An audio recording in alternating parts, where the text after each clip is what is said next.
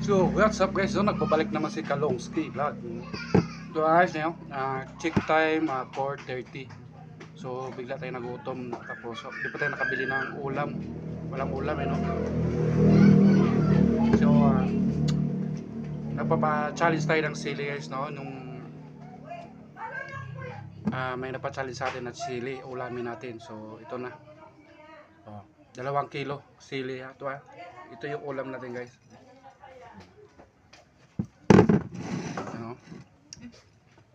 So, share mo na yung video to guys sa mga manonood dyan para magagawa tayo ng maraming content, no? So, sili po yan. Real po yan, So, kainin ko na yan. So, sili. Sili ulam natin ngayon guys.